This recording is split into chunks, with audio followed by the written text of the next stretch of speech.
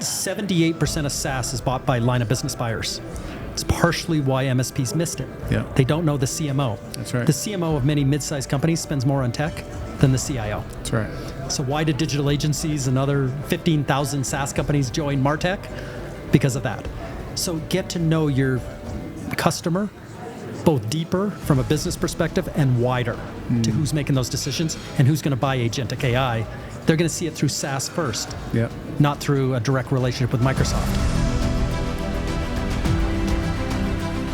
Hey guys, Damien Stevens, host of MSP Mindset, and I'm really excited to be live at the Pax8 2025 Beyond event with Jay at Canalys. And so, Jay, for the few that don't know you, Jay McBain, tell us about your role.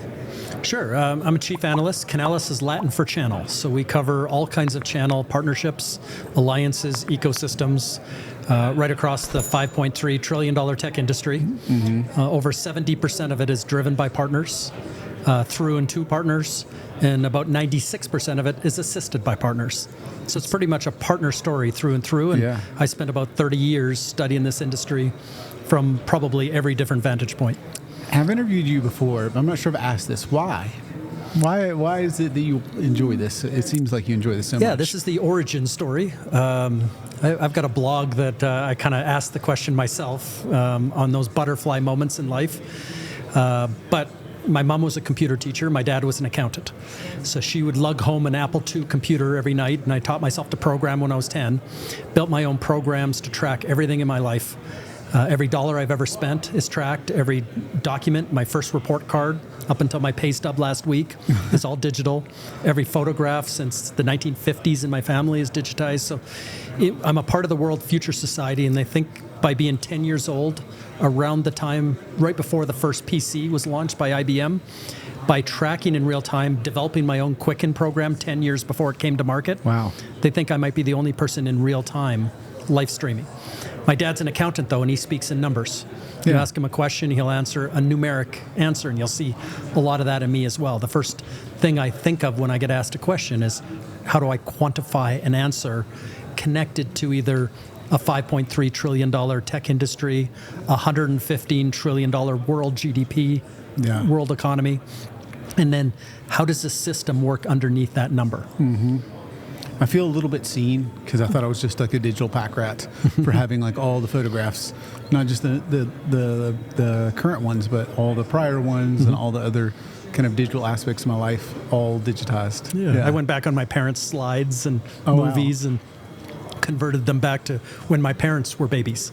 Wow. So I was able to carry through, 3 or 4 different generations in one thing. Yeah. So you're talking here at Pax8 about the size of things, and sometimes it's hard for me to get my arms around like world GDP. But you were talking about, I think, channel or services and how that breaks out versus hardware and those sort of things. Can you give us kind of a picture of that? Yeah, and that's why, it's a good answer to the first question is why I always think to the North Star. Yeah. If the entire world GDP is $115 trillion, I mean, it's just a gigantic number that means almost nothing. Yeah. You can see how 193 countries play into that, how 27 industries play into that. But once you break it down, the tech industry itself is $5.3 trillion.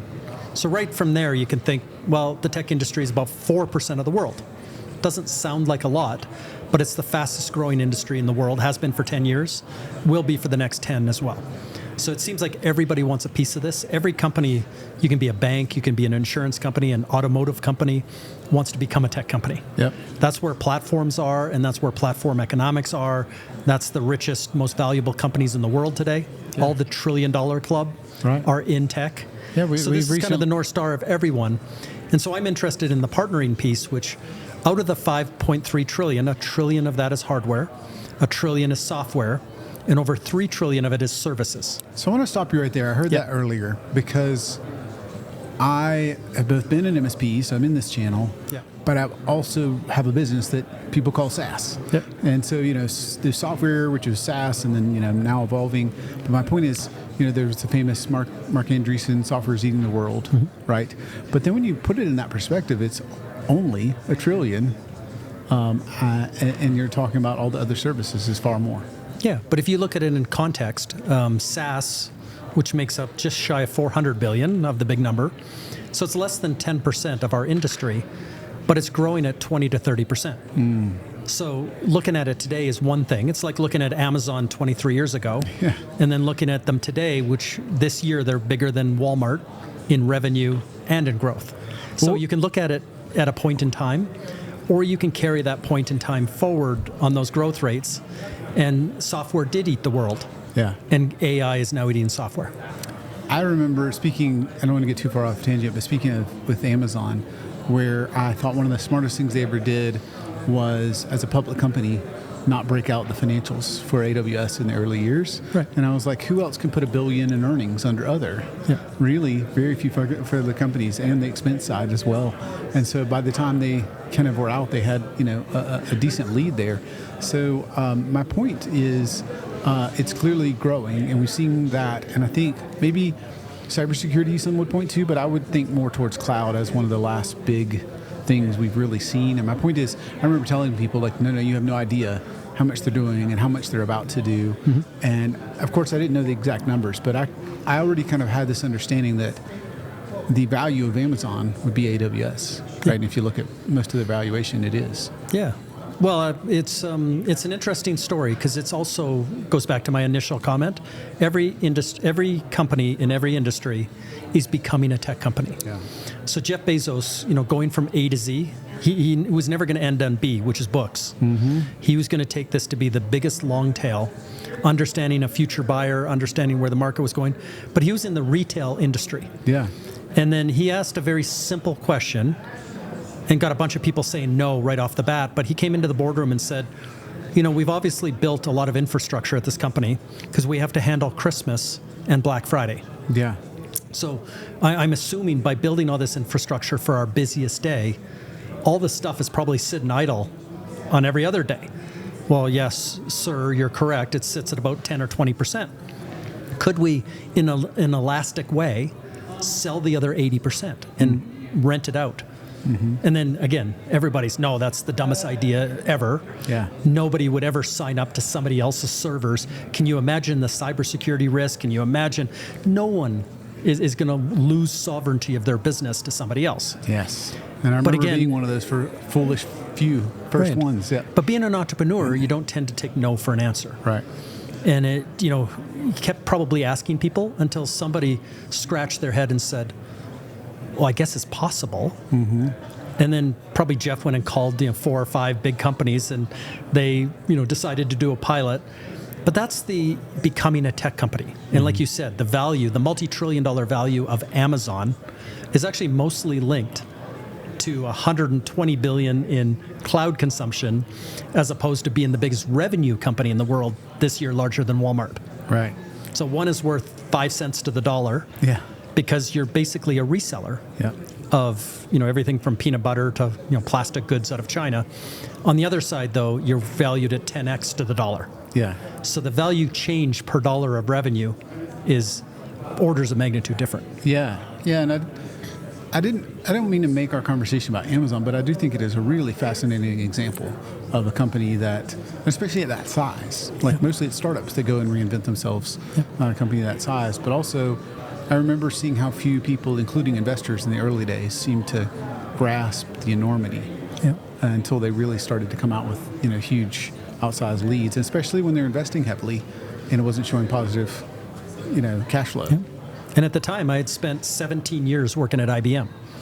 So, every flight you've ever taken sits on a system put in place in the 1970s. Every dollar you've ever taken out of your bank, every transaction, sits on an IBM mainframe from the mid-70s. We never envisioned a world where infrastructure, compute, storage, networking, would sit anywhere else than your own data center or a hybrid colo center near you. Right. But yeah, it changed the world. And by the way, Microsoft missed the trend by 5 years. Google, missed the trend by 5 years. So while they're early adopters, they've had to catch up. And while they've grown faster than AWS for the last 26 straight quarters, if you look at the market share numbers, AWS still has a solid early mover advantage. Right. And it's, again, orders of magnitude difference in market share by being that early company. Yeah. So I wanted to That's awesome to frame like how you came at this, and I think that really frames what, especially because I think you label yourself, correct me if I'm wrong, as a futurist, or something like that. Well, just somebody who maps forward, and not a futurist in terms of having a crystal ball, right, and what's going to happen to you next week or who's going to win the Stanley Cup final. But it's more of a futurist of understanding all the trains that are on the tracks, leaving the station, picking up speed, and trying to, and this is what futurists actually do, good ones, is all they're doing is predicting how fast those trains are picking up speed and where they're going to be at a certain point in time. So predicting agentic AI over the next 3 to 5 years, all the trains are pretty much on the tracks at this point, picking up speed, and it's not only where they're going to be, but what are the intersections of all the tracks? How's this all going to play together? Right. You do have hardware like NVIDIA that's going to drive this. You have the models like OpenAI or Anthropic. You have the major hyperscalers that are going to house this compute. Yeah. AWS and Microsoft and Google. And so you have so many layers. There's actually 7 layers. And 83% of the world's business data sits at the edge. So you've got, hardware companies, Dell and HP and Lenovo. HP, they're going to play Cisco. They're going to play a big role. So there's so many points of edge to cloud compute, which will be agentic AI and kind of the 20-year era that we're stepping into. But it's understanding every train on every track and where they're going to be, and then just making those predictions.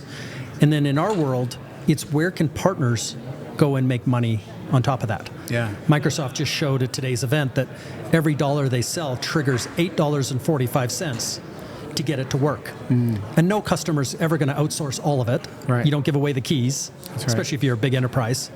But no company at this point can find the cyber talent, the AI talent that they need. So they're going to outsource some of it. 82% of companies are now outsourcing, more last year than they did this year. So in this world, somewhere between $0 and $8.45 is your ability to multiply Microsoft. Wow. AWS is $6.40, Google's $7.05. We write that research. So we know managed services is about $1 per dollar in that world. So if you win $100,000 of cloud consumption, that same $100,000 divided by 36 is what the best MSPs are managing those environments. But we also know consulting kicks out $1, design and architecture work, implementation, integration, all those throw out dollars as well. And what I said this morning is that 44% of MSPs and VARs are now developing software themselves. With AI developing software, you don't have to hire the developers you did, but 44% want to be part of the tech stack itself and not just services. Yeah. So there's $1.50 for every dollar of Microsoft or AWS that goes into software development. You just said that you do both managed services and software. Yeah. So already you're at a 250% multiplier for every dollar a hyperscaler might see, which today is $400 billion. Yeah. Wonderful market to be in. All of them are growing between 20 and 30%. Right. So I want to try to unpack that. There's a lot of good detail there, but if I understand what you're saying, for every dollar of cloud spend, so if you're spending $100,000, doesn't matter if it's a month or year, right? Yep. Then as a managed service provider, I'm going to see what on in the based best on the deal. Yep. If you have the capabilities and the capacity to go do it, you should be earning $100,000 too. Over the course of the next 36 months. Gotcha. That's so divide by 36, and that's your monthly MRR. Gotcha. For that deal. And that's if you can capture all of it. And again, that's not every MSP. Right. So when we're going to find these numbers, we're interviewing hundreds of people, and we're asking them about their best deal. Yeah. So when they talk about $8.45, that is the total cost of ownership of getting that Microsoft technology to work. And again, back when I sold PCs, we never talked about TCO. Right. Because it was so bad, we created a $608 billion managed services market. Yeah. Now, software, it was Mark Benioff who did this for the first time at Salesforce. Yep. When you remember in 1999, he had software with a big line through it. No software. But the whole idea of SaaS was to turn the software eating the world, turn the software licensing maintenance model upside down. And he went a step further and said, it costs, back then it was $4.23. Today it's $6.19 to get $1 of Salesforce to work.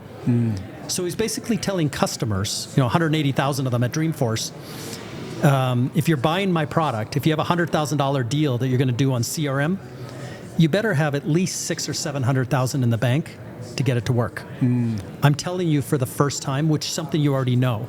Yeah. All the salaries you pay and the partners that you hire and the managed services you're doing. Trust me, there is a cost of getting this stuff to work. And I'm going to tell you what it is and then tell you how to best do it. You should be outsourcing 200 to 300% of that 600%. There's somebody literally sitting beside you right now at Dreamforce who can do it bigger, better, faster, cheaper than you can. Yep. It's for you to decide the places like cyber and AI that I'm going to bring in that talent rather than having to go compete with some of these big players paying massive salaries. Right. I'm going to outsource and get that advantage. Okay. So breaking that down, what you're saying is, let's say even I facilitate the deal to get Salesforce. Yep. That's great as an MSP, but I'm going to leverage other people, the expertise in the Salesforce ecosystem, and I don't have that on my payroll. So that's the leverage you were talking about there. Yep. But maybe I bring in cyber or AI or those sort of things, and those become my core competency, and that's where I'm getting the additional dollars. Right.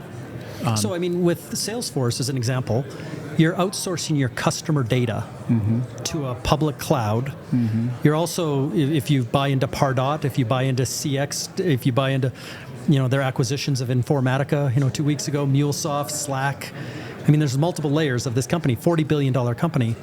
But here's a good example of a company that got to $40 billion direct. 99% of it was sold direct. Yeah. There was no resale program. Yeah. So you're facilitating, like you said, or orchestrating the deal. And what Salesforce wanted you to do is to go earn the consulting revenue. You're not giving it away for free because there's no other way you're making money. Right. Go earn the design, architecture, configuration work, go earn the implementation, integration work. Go earn all this work around the customer cycle. And if you earn 200 or 300% of the deal, you'll be their partner of the year. Right. That's how they gauge success. And so this is just an upside down world and part of software eating the world. The smartest partners in the world are doing all that work before, during, and after the transaction. Whether they collect the money at the point of sale or not becomes almost irrelevant in a good managed service provider P&L. And companies like Service Leadership and other things that download thousands of P&Ls have been telling us that forever. I was selling laptops and I was thinking, should I raise my, from 6% margin to 8%? What would that do to an MSP? And the answer is nothing. Yeah. The margin itself, while it shows up and it is, cash flow, it's the money on the multiplier. And it's the recurring, sticky, predictable, reliable, scalable revenue that's valued in how the model's built.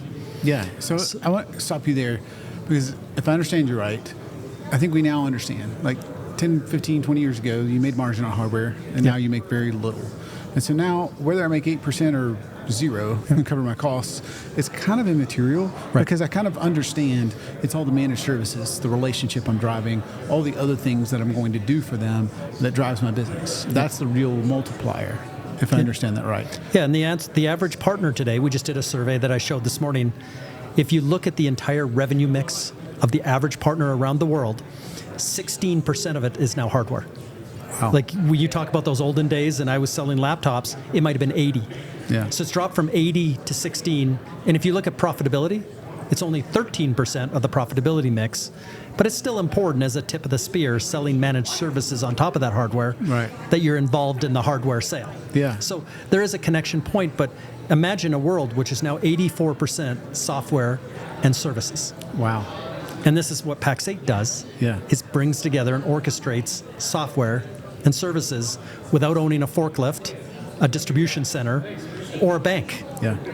Yeah, I remember it's like they didn't call themselves a distributor, but they kind of were, but for the new age. It's very different. Like you said, no forklifts, no. And they walk their way, in a full-page New York Times ad. Right. They walk their way from the D word, distribution. Right. In that the average partner out there today sees a distributor as a supply chain, 3PL logistics, banking company. Yeah. Where in this new world of micro consumption, when you're being charged $1 per thing, there's none of that. That's right. And this idea of how do distributors play in a world that you're not a forklift and you're not somebody funding the deal. Well, the answer is there's hundreds of ways that Pax8 has revolutionized and innovated on, to become that Microsoft Partner of the Year. Yeah. So what does this mean for the channel, more specifically managed service providers? Where do you see this going? What's changing? Well, I mean, the change is, I think maybe 5 years ago, this idea is, how do I get to 100% recurring? How do I have a pure model? And the problem with that is that that's not how customers spend. Right. So if you looked back to that big TAM number again, managed services being 608 billion out of 5 trillion. So that's over 10%, I mean 12, 13%. But am I going to give up the other 87%? I would like to do hardware, I would like to do software, but consulting and implementation work, and if the customer's buying that on a one-off contract, time and materials, I want to participate in as much of the TAM as I can. Yeah. Because in the end, I've got really smart people, I've got great processes, and I want to serve my customers' outcomes, business outcomes, the best I can. And that's the way I'm going to play best in agentic AI, is serving business outcomes. So being part of all those conversations, I don't want to kind of take myself away by mandating a certain way to collect money. Right. If we haven't built managed services around Copilot yet, which we haven't, right. We haven't figured out a way to charge customers every month. Are you going to step away from AI in the next 20-year era until that's figured out? And I'll say the downside of that is we did do that in SaaS. Yeah, that's so right. So when Salesforce started selling direct, and when ServiceNow and Workday and HubSpot and all the others sold direct, and we weren't part of the transaction, yep. We never figured out a way to add security, to add other managed services around it. That's right. We weren't fixing PCs. We weren't, running around in our white vans. Yeah. And we've never really, and now an industry that's 400 billion in size, we never figured out a way to go make $1 for every one of those dollars. And now we can't do that again.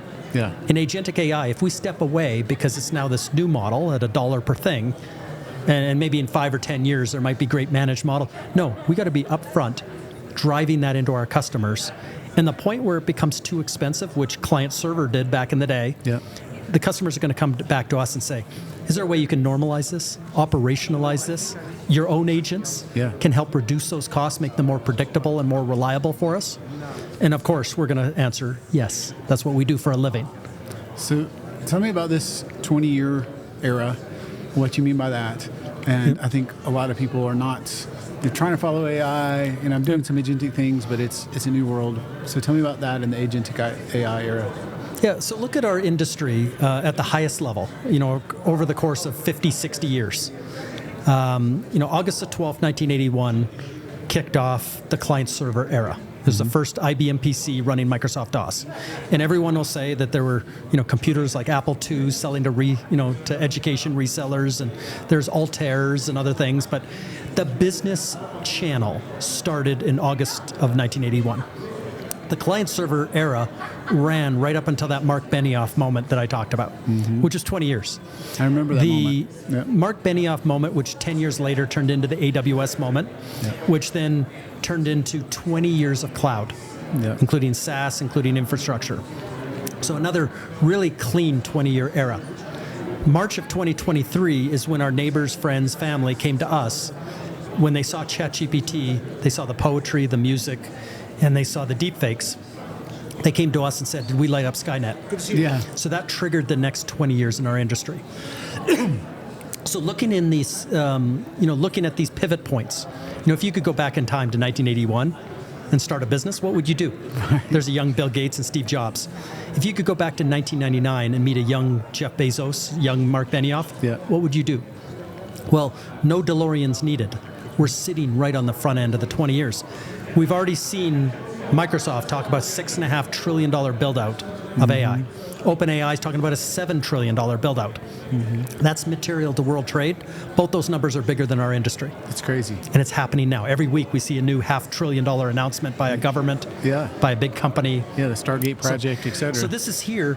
And as an entrepreneur, you don't want to look back in 10 or 20 years and go, boy, did I miss that moment. Right. I don't need a time machine in the future. I just need to recognize when that moment is happening. And what would you do? What kind of company would you build given this moment and everything we know? And that's the exciting part of this. And the next 20 years is going to run in phases. The next 3 to 5 will be agentic. We saw a little bit of the physical world today with robots and dogs coming up on stage.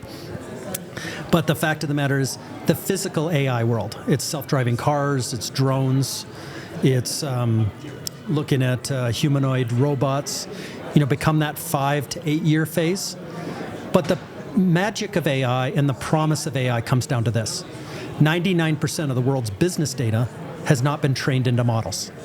Everything we've seen so far is a consumer model. Yep. We've taught our children how to read and write and speak, but we haven't sent them to school yet. So they haven't learned anything yet. Yeah.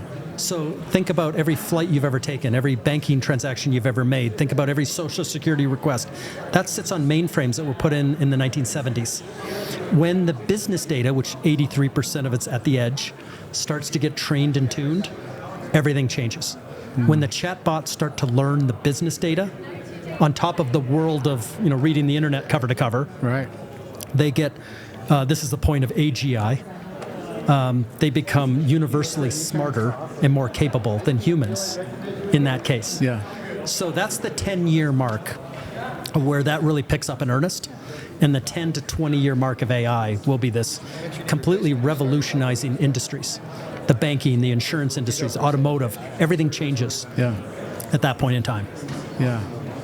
So the next 3 to 5 is agentic, and 10 plus is seeing AGI, and what's in between that? I'm trying to. Well, physical AI was kind of the third one in there, but everything around us. We went through IoT, 15 years ago. Yeah. But now imagine every camera, every sensor, all these billions of devices that hang out at your home, hang out in business. Now we're dumping data not on an SD card, but they're dumping data into a data lake. And now we're not watching the camera, which is filming 24 hours a day, but our agents are. And those agentic models are picking up data from that camera and the thousands of other sensors, plus all the history of your business data, plus your PowerPoints, your Excel, your email, every one of your Zoom or Teams calls. The world of information getting trained and tuned into these models changes everything. Yeah. So this is kind of the course of it all builds on top of each other. And everything we've had in the last 40, 50, 60 years builds in from edge to cloud in this new market. Exciting times. More than exciting. Right. There's, huge. I'll end with this. In the client server era, Bill Gates became the richest person on earth. And at that time, he had 70 to 80 billion dollars. And we were thinking, oh my God, that's crazy. Yeah. In the next era, the cloud era, we saw Elon Musk and Jeff Bezos get to 300 to 500 billion. We kind of saw our first half trillionaire. Yeah. In this next 20 years, we're going to have the first probably 6 or 7 trillionaires get created. And right now, the trains are already on the track, and they're already picking up speed. And as a futurist, you can almost guess who some of the first ones are going to be. Wow. What's the pragmatic advice? Like, what do I do to be I know so many people are sitting on the sidelines with AI. They don't know. You said, like, hey, if you're reselling, we're trying to figure out how to resell Copilot, you're kind of missing out, and I couldn't agree more. Right. So what pragmatic action? What do I need to do to get in the game? Yeah, I mean, the first piece of advice is always customer obsession. The deeper you know your customer and wider. Yeah. 78% of SaaS is bought by line of business buyers. It's partially why MSPs missed it. Yeah. They don't know the CMO. That's right. The CMO of many mid-sized companies spends more on tech than the CIO. That's right. So why did digital agencies and other 15,000 SaaS companies join MarTech? Because of that. So get to know your customer both deeper from a business perspective and wider to who's making those decisions and who's going to buy agentic AI. They're going to see it through SaaS first, not through a direct relationship with Microsoft. Right. So this is the thing that most people miss, is if you run a restaurant today, you probably converted over to Toast, Clover, Square, a platform. Yep. You're going to see agentic AI through Toast. Yep. You're not going to subscribe through a consumer model like ChatGPT. No. You're not going to go and call up Microsoft. Somebody in Redmond is going to talk to your restaurant. You're going to see whatever version of agentic AI Toast brings to market.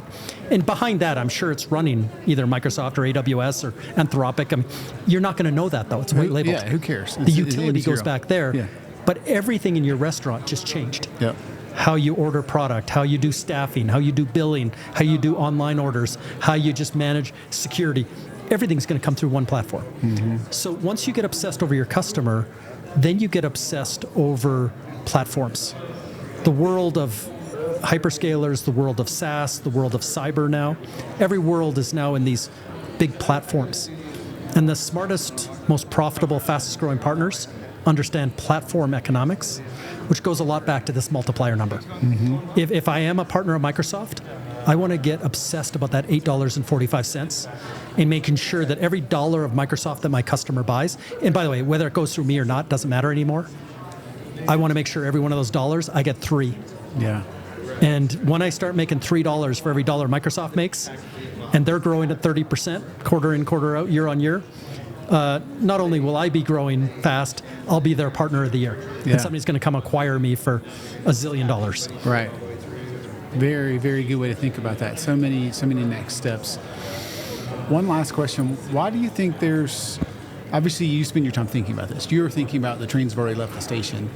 But on the other side of the spectrum, we got so many people that are like, I don't know what I'm going to do. I'm going to wait till Microsoft gives me Copilot. Why do you think the human nature seems to be kind of wait and see? And why do you think, because I go back to I remember the departure of SaaS, and I remember we missed, and like you said, MarTech, huge spend. But I also see where app development and web development and all these other things, they didn't fall under the purview of the MSP either. Right. So is that because we didn't see those? We need to have some of those capabilities if we want to capture those dollars? Is it something else? There's also a different buyer. Yeah. Remember, one of the big misses is always missing the buyer.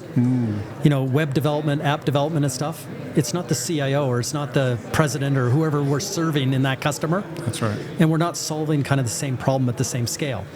So part of entrepreneurship, kind of goes back to human psychology. Yeah. There are early adopters, there's an early majority, there's a late majority, and laggards. So you can put 341,000 MSPs on that bell curve. And there are people that are at Pax8 today digging into these keynotes, digging into Microsoft, jumping, the person from Microsoft in the hallway. Yep. Going, when you said that, if you were me, not some high-priced, executive in Redmond, but if you were just me, what would you do? Yeah. And I would ask analysts like me and people that spend a lot of time trying to figure out the trains and go, again, time and money aside, if you were me, June 2025, what would you do? I may not be a trillionaire, but while they're being created, I want to be a millionaire and then maybe a billionaire. That's right. What would you do? Right. Find 5 really smart people and that are spending 10,000 hours in those spots that you don't have the time to spend. And that becomes your personal board of advisors as an early stage entrepreneur. But again, we're in the fastest growing industry in the world. You can afford to be a laggard. You can live off telco commissions from the 1980s and have a very good life. So this makes this industry special. Yeah. That it's not the industry that anybody fails.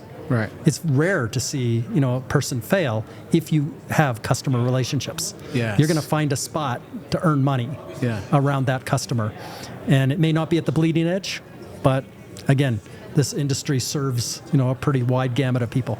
Yeah. I love how it comes back to the obsession over the customer and the relationship with the customer. Yes. Yeah. Thank you so much for this, Jay. Thank you for making time to be on MSP Mindset. Absolutely. I loved it. Thank you. Thank you.